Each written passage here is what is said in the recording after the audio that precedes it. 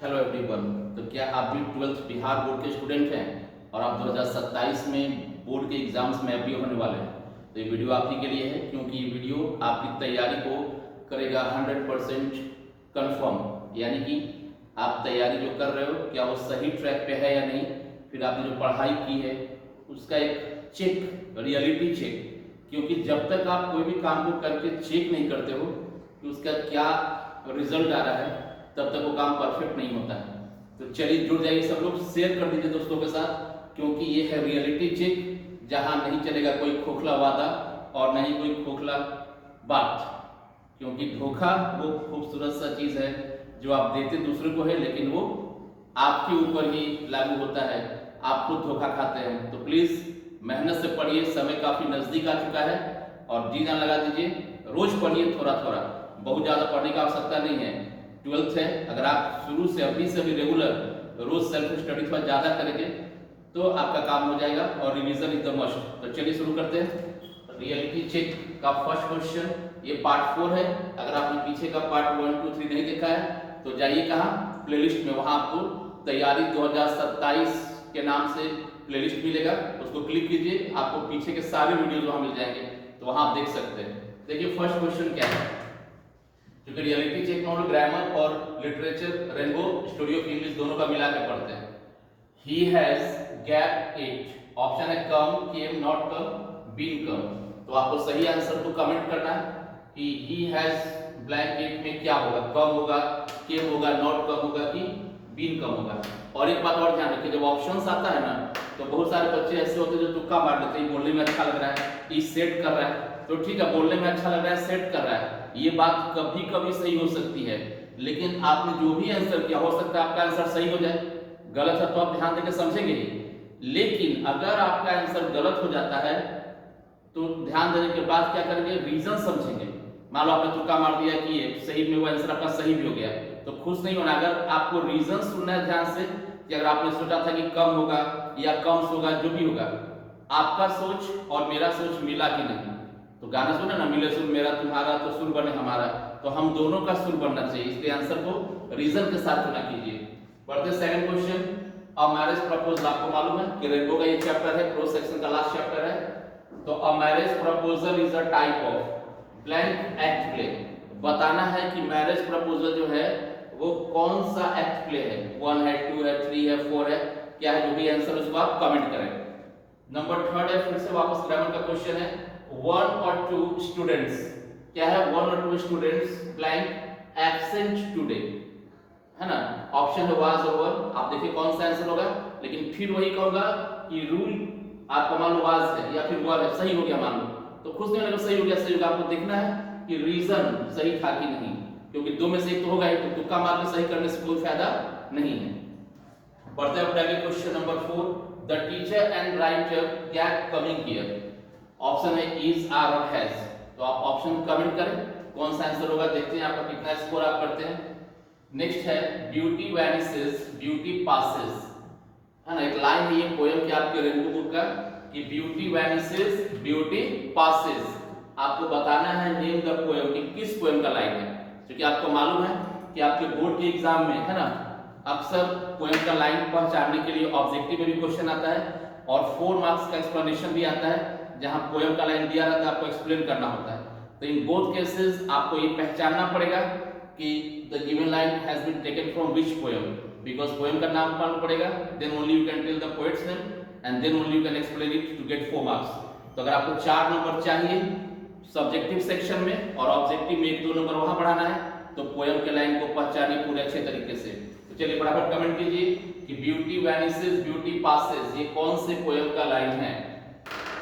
6 number फिर से वही सेम क्वेश्चन दिया गया है, पोएम के लाइन को बताना है कौन से पोएम का है। My turn every atom of my blood form from this soil this air. तो आपको बताना है कि जो लाइन है my turn every atom of my blood form from this soil this air, ये कौन से पोएम का लाइन है। तो फटाफट कमेंट कीजिए किस कविता का लाइन है। नेक्स्ट है लोमोव। देखिए लोमोव जो कैरेक्टर है ना, ये मैरिज प्रपोजल का ही है, तो मैरिज प्रपोजल जो है उसी का ही लाइन है। तो Lomov was blank years old, Lomov का उम्र कितना था, उसका एज कितना था, ये आपको बताना है। And the last question is Benjy. देखिए बेंजी कैरेक्टर है किसका, द अर्थ चैप्टर का, किसका है? The earth. तो Benjy left the school, Benjy school छोड़ दिया, लेफ्ट किया मतलब बेंजी ने स्कूल को छोड़ दिया क्या? एट द एज ऑफ, बताना है कितना साल की उम्र में। तो बेंजी स्कूल कितना साल की एज में छोड़ा था ये आपको बताना है, ठीक है। तो चलिए, हर हर महादेव, महादेव का नाम लेके पूरा आंसर कमेंट कीजिए। और अगर आप अभी तक नहीं कर पाए हैं पूरा तो कोई दिक्कत नहीं है, वीडियो को पॉज कर लीजिए, पॉज करके सारे का आंसर जो भी आता है उसको बना लीजिए और देन फिर वीडियो को आप रिज्यूम कीजिए, प्ले कीजिए और आंसर उसको मिलाइए कितना स्कोर आया। Out of it you have scored 3 4 5 6 7 और 8 आउट ऑफ इट, जो भी है उसको देखिए और हर पार्ट के साथ आप में इंप्रूवमेंट आनी चाहिए, तब जाके ये वीडियोस का फायदा होगा हमें और आपको दोनों को। तो चलिए अब आंसर्स को स्टार्ट करते हैं थोड़ा।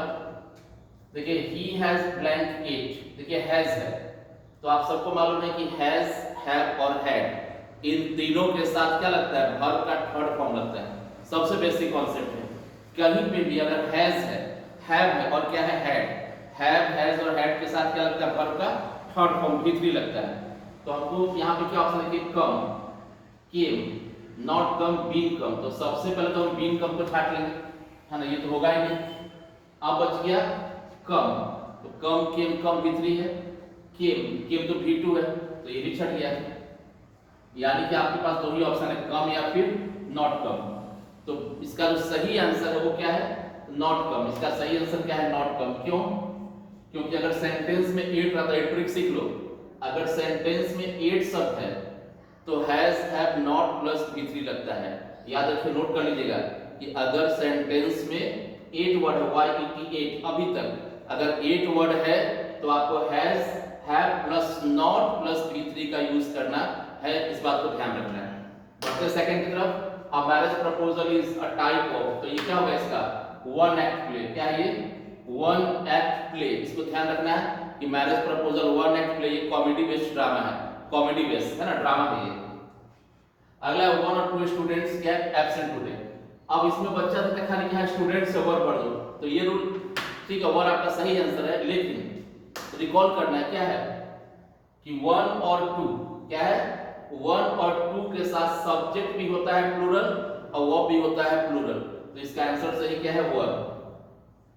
या आपको जो गोल्डन रूल ऑफ ग्रामर्स का जो सीरीज चल रहा है उसमें ऑलरेडी रूल डिस्कस किया होगा, अगर आपने वहां पर देखा होगा तो डेफिनेटली 100% आपने यहाँ पे सही किया होगा, और जो नहीं देखा हो टाइम पास करते रहो।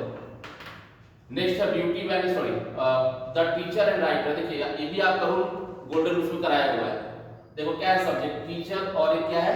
राइटर। दो है, जुड़ा हुआ किससे है? एंड से, लेकिन आर्टिकल एक ही के पहले।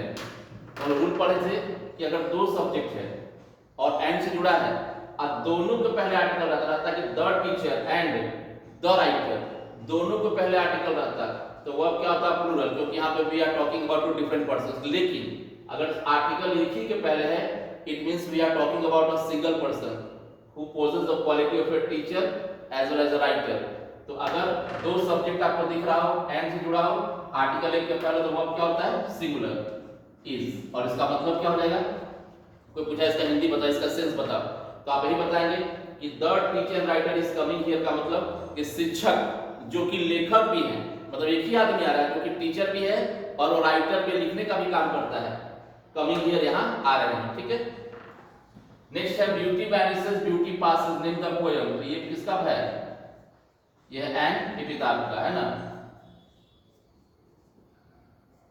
नेक्स्ट है my turn every atom of blood form from this soil this year. आपने पढ़ा था ना कि पोएट का ब्लड किस चीज से बना है? This is soil this year से। तो ये किसका है? ये है आपका song of my self, song of my self poem है, ठीक है। इसके पोएट वाल्ट व्हिटमैन है। नेक्स्ट है लोमो वाज ब्लैंक ईयर्स। तो लोमो का एज कितना था, है ना? तो लोमो का एज था 35 ईयर। और लोमो कौन से चैप्टर का कैरेक्टर है? तो याद रखना मैरिज प्रपोजल का है। लोमो और नाटलिया यही दोनों मेन कैरेक्टर हैं। उसके बाद Benji left the school, Benjy school छोड़ दिया था एट द एज ऑफ, उम्र कितना साल में? 14 साल में। तो ये आपका था पार्ट 4 रियलिटी चेक।